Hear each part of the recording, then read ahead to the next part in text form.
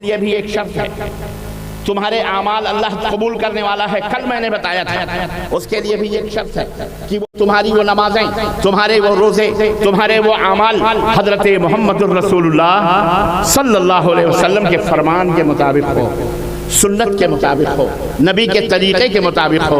व अन्ना हाज़ा सिराती मुस्तक़ीमन फत्तबिऊहु वला तत्तबिउस सुबुला फतफर्रक़ बिकुम अन सबीलिही। नबी ने फरमाया, अल्लाह ने फरमाया अपनी नबी की जुबान से कि मेरे नबी कह दो ये मेरा सीधा रास्ता है, मेरा फरमान सुनो, मेरे रास्ते पे चलो। ऐ मर्दो, ऐ औरतों, जो इस रास्ते पे चलेगा, जो इस रास्ते पे चलेगा, जो मेरी सुन्नत से मोहब्बत करेगा, मन अहब्ब सुन्नती, जो मेरी सुन्नत से मोहब्बत करेगा, मेरे तरीके से मोहब्बत करेगा, वो मेरे साथ फक़द अहब्बनी, तो गोया उसने मुझसे मोहब्बत किया, और जो मुझसे मोहब्बत करेगा वो काना मअय फिल जन्नह, वो जन्नत में मेरे साथ। अल्लाहु अकबर, अल्लाहु अकबर। ऐ मेरे मुसलमान भाइयों, तो अपनी नमाजों को, अपने माशरे को, अपने समाज को नबी की सुन्नत के मुताबिक बना लो, नबी के तरीके के मुताबिक बना लो। अपनी जिंदगी को हराम चीजों से दूर करो, परहेजगार बनो।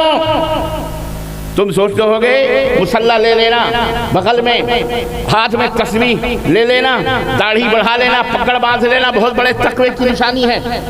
ये बेवकूफ़ी और हिमाकत की बात है, तकवे की निशानी ये नहीं है। नमाज पढ़ लेना तकवा नहीं है। अरे कहेंगे रब्बानी और कौन सी बात कर रहा है। मेरी माओ बहनों तुम भी सुनो, नमाज पढ़ लेना तकवा नहीं है, दाढ़ी बढ़ा लेना तकवा नहीं है, पगड़ी बांध लेना तकवा नहीं है, रमजान मुबारक आ रहा है, रमजान के रोजे रख लेना तकवा नहीं है, अपने माल के ज़कात दे देना तकवा नहीं है। तकवा क्या? तकवा क्या? अल्लाह रब्बुल इज्जत ने फरमाया, या अय्युहल्लज़ीना आमनुत्तकुल्लाह हक़्क़ तुक़ातिही, ऐ वो लोगों जो ईमान लाए हो तकवा अख्तियार करो, मुत्तकी बनो। जैसे कि तकवा इख्तियार करने का हक है, अल्लाह से डरने, अल्लाह से डरने का हक है। जैसे बहुत सारे लोग सोचते हैं अल्लाह से डरते रहो, कांपते रहो, डरते रहो, हाँ अल्लाह अल्लाह, ये नहीं है मतलब इसका। बताऊं मैं तुम्हें तकवा क्या है? बोलो, सुनना चाहते हैं आप? सुनना चाहते हैं? थक तो नहीं गए हो? आप बैठे हो, आप क्या थकोगे, मैं तो खड़ा हूं। डॉक्टर के पास आप गए, डॉक्टर साहब बुखार है, सर्दी है, जुकाम है, डॉक्टर ने गोली दे दी, 3 टाइम 4 टाइम की गोली दे दी 2 दिन की, और कहा ये गोली खाना। डॉक्टर साहब और क्या क्या खाएं? दाल खाओ, रोटी खाओ, खिचड़ी खाओ, जो खाओ खाओ, गोश्त खाओ, मच्छी खाओ, जो दिल में आए खाओ, कोई बात नहीं। और लेकिन याद रखना, ठंडे पानी से बचना, ठंडे पानी से बचना, थम्स अप से बचना, आइसक्रीम से बचना, कोको कोला से बचना, पेप्सी से बचना, 7 अप से बचना। ये सब चीजें नहीं खाना, ठंडी चीजें, वरना बुखार बढ़ सकता है, सर्दी बढ़ सकती। अब आप गोली लेकर के घर पे आए, आपने क्या करा? गोली भी खाई, बुखार की, सर्दी की, जुकाम की दवा भी खाई, आपने गोश्त मच्छी सब कुछ दबा लिया, और साथ साथ हजम करने के लिए पेप्सी ढकेल रहे हैं। Pepsi, Thums Up, Coca Cola, ice cream, ये सब खा रहे हैं, पी रहे हैं, दवा भी जा रही है। डॉक्टर साहब ने जो हुक्म दिया था वो भी कर रहे हैं, जिससे मना किया था वो भी। अब 2 दिन के बाद न खांसी खत्म हो रही है, न सर्दी खत्म हो रही है, न बुखार। 2-3 दिन के बाद डॉक्टर के पास आप जाकर के डॉक्टर से लड़ना शुरू करें कि डॉक्टर तू काहे का थैला छाप डॉक्टर बना फिर रहा, तेरी गोली से तो मुझे कोई फायदा नहीं हुआ। तो डॉक्टर परेशान हो जाएगा, ऐसी ये तो 10 को मैंने ये गोलियां दी, सब सही हो गए, तू कैसे सही नहीं हुआ, ये बता, तू क्या क्या करता था? अरे डॉक्टर अब वो मरीज बता रहा है जो जो आपने कहा था सब करते थे हम। अच्छा ठीक है, लेकिन जो जो चीजों मना किया था वो भी? हाँ वो तो मैंने और खाए, खूब पिए, खूब ठंडे ठंडे पानी पिए, ठंडे ठंडे पानी से नहाए, बर्फ खाए, आइसक्रीम खाए, पेप्सी पी, कोको कोला पिया, 7 अप पिया, सब कुछ पिया ठंडा ठंडा। तो डॉक्टर 2 तमाचा खींच के मारेगा कि नहीं? ये नालायक आदमी। अबे दाल चावल गोश्त मच्छी कोई बात नहीं, खाने को मैंने कहा था खा लिया, दवा भी खा लिया, नो प्रॉब्लम, लेकिन जिन चीजों से मना किया था उन चीजों से तुझे रुक जाना चाहिए था, परहेज करना चाहिए था। क्या करना चाहिए था? परहेज करना चाहिए था, परहेज करना चाहिए था। तूने परहेज किया नहीं तो फिर ये गोली तुझे क्या फायदा पहुंचाएगी? है अल्लाह अकबर। ए मेरे मुसलमान भाइयों और बहनों, बहुत आसान तरीके से मैंने तकवा का माना आपको बताया है। अल्लाह के लिए समझो। अल्लाह ने कहा नमाज पढ़ोगे जन्नत में जाओगे, रोजा रखोगे जन्नत में जाओगे, हज करोगे जन्नत में जाओगे, तौहीद के ऊपर कायम रहोगे जन्नत में जाओगे, नेकी का काम करोगे जन्नत में जाओगे। सब कुछ बता दिया अल्लाह ताला ने। ईमान ले आओ जन्नत में चले जाओगे। लेकिन अल्लाह तबारक व तआला ने ईमान लाने के साथ साथ ये भी बताया परहेज भी करो। या अय्युहल्लज़ीना आमनुत्तक़ुल्लाह, ऐ वो लोगों जो ईमान लाए हो परहेजगार बनो। क्या बनो? ऐ अल्लाह परहेजगार मतलब परहेज। अब यहाँ मतलब है, परहेज का मतलब यह है कि ज़िना ना करो। परहेज का मतलब यह है कि किसी को गलत तरीके से किसी को कत्ल मत करो। परहेजगार का मतलब यह है कि जनाबे झूठ न बोलो। परहेजगार का मतलब यह है चुगली न करो। परहेजगार का मतलब यह है कि सिर्फ अल्लाह की इबादत करो, अल्लाह के साथ किसी को शरीक। परहेज का मतलब यह है कि हराम ना खाओ, सुअर ना खाओ, बिल्ली ना खाओ, कुत्ता ना खाओ। परहेज का मतलब यह है कि सूद ना खाओ, सूद ना खाओ। सूद, सूद जानते हो सूद किसको कहते हैं? मुसलमानों पता है सूद किसको कहते हैं? अररिया के लोगों,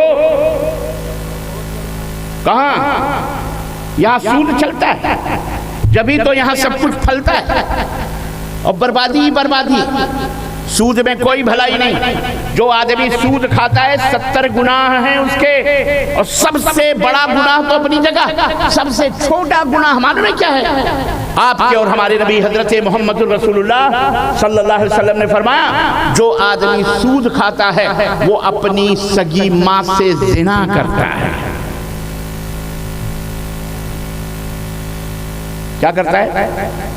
ज़िना समझते हो किसको कहते हैं? बलात्कार, रेप, सूद खाने वाले। सूद आपको पता ही है, हमको बताने की जरूरत नहीं। नाहक किसी को कत्ल करना, इससे भी परहेज करो, सूद से भी परहेज करो।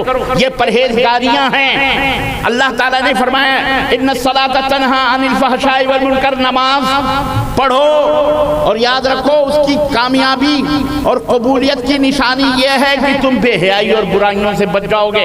लेकिन आपने बहुत सारे नमाजी देखे होंगे, नमाज भी पढ़ता है, शिर्क भी करता है, इय्याका नअबुदु व इय्याका नस्तईन कहता है, लेकिन या गौस या आल मदद ख्वाजा गरीब नवाज चिल्लाता है कि नहीं चिल्लाता है? शिर्क भी करता है, नमाज भी पढ़ता है, चोरी भी करता है, नमाज भी पढ़ता है, गीबत भी करता है। हमारी बहनें बेटियां बाएं बहुत गीबत और चुगलियों में, इसके घर में नमाज भी पढ़ता है और जनाबे आली एक दूसरे की जायदाद और माल भी गबन करता है, हक भी खा लेता है। इससे पता चलता है अगर कोई ऐसा नमाज पढ़ने वाला हो तो अल्लाह ताला के यहाँ उसकी नमाज काबिल कबूल, हाँ, क्योंकि उसकी नमाज उसे कोई फायदा नहीं पहुंचा रही है। अगर वो दूसरों के हक हुकूक गबन करे इसका मतलब खत्म।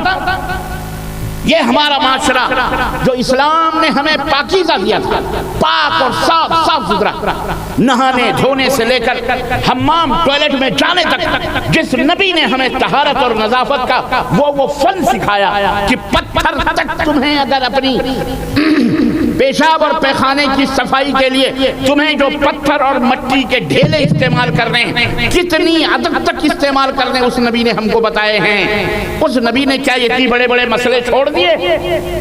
हमें जरूर बताया, लेकिन हम इसको मानते नहीं हैं, अमल नहीं करते। कौन से अहले हदीस हैं? परहेज करो, परहेजगार बनो, परहेज चोरी से करो। सुनो एक हदीस सुनो, अल्लाह के रसूल सल्लल्लाहु अलैहि वसल्लम फरमाते हैं अतदरून मन मुफलिस, मेरे सहाबा ये बताओ मेरी उम्मत का गरीब और मुफलिस फकीर कल्लाश कौन है? सहाबा ने कहा मल्लज़ीना रलहु वला दिरहम या रसूलल्लाह, मेरी उम्मत का फकीर कल्लाश अल्लाह के नबी वो है आपकी उम्मत का जो जिसके पास ना रुपया हो, ना पैसा हो, ना दिनार हो, ना दिरहम हो, वो फकीर है। न दीनार हो न दिरहम हो, वो फकीर है, वो कल्लाश है।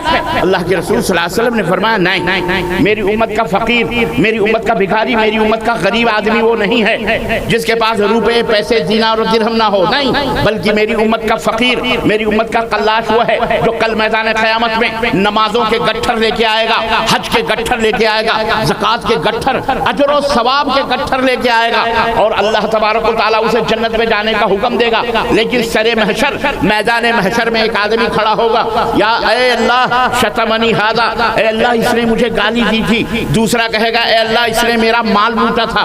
तीसरा कहेगा ए अल्लाह इसने मेरे हुकूक गस्ब किए थे। चौथा कहेगा ए अल्लाह इसने ज़रबनी हादा, इसने मुझे मारा था, इसने मुझे सताया था, इसने हमें ईज़ा पहुंचाई थी, इसने हमें तकलीफ पहुंचाई थी।